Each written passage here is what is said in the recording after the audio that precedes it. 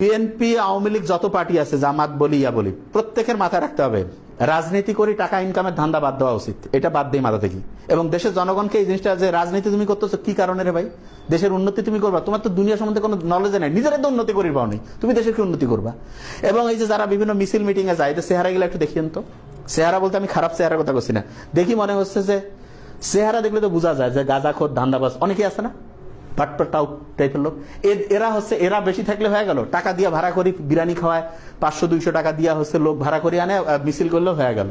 এটা কোনো লাভ আছে? কোনো লাভ নাই তো। আর মিছিল মিটিং এত কেন? দেশের ম্যানেজারের মূল কাজ হচ্ছে সততার সাথে কাজটা পরিচালনা করা, প্রত্যেককে সমান সুযোগ সুবিধা দেওয়া।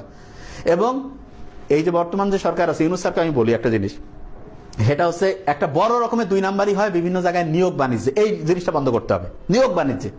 আর স্টুডেন্টরা যারা পরীক্ষা দেয়, পরীক্ষার ক্ষেত্রে এই যে আছে না, যারা কর্মসংস্থানের জন্য এই যে ইয়াং ছেলে মেয়ে পড়াশোনা শেষ করছে, তাদের ক্ষেত্রে আমি যদি আমার ক্ষমতা থাকতাম, প্রত্যেকের হচ্ছে পরীক্ষার যে এই যে বিভিন্ন কোন জায়গার পরীক্ষা, এই যে বিভিন্ন চাকরির পরীক্ষা, সরকার এটা ফি দিবে। চাকরির পরীক্ষার কোনো ফি লাগবে না, স্টুডেন্টদের এটা করে দিতে পারে।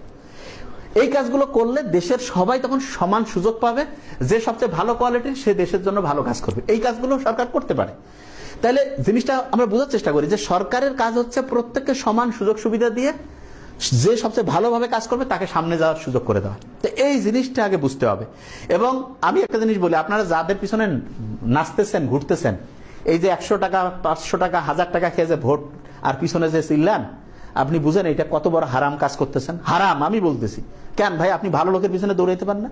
টাকা খায় দৌড়ান কেন? এত ফ্যাসিলিটি বুঝেন না তো সিস্টেম। দেশের একটা মানুষের নাগরিক, এই গোটা দেশটার মালিক কিন্তু আমরা জনগণ, আর যারা দেশ পরিচালনা করে তারা হচ্ছে আমাদের প্রতিনিধি। তা আপনি আপনার প্রতিনিধি যদি বাছাই করেন চোর, হ্যাঁ, আপনি যদি আপনার প্রতিনিধি বাছাই করেন চোর, তাহলে কেমনে হবে?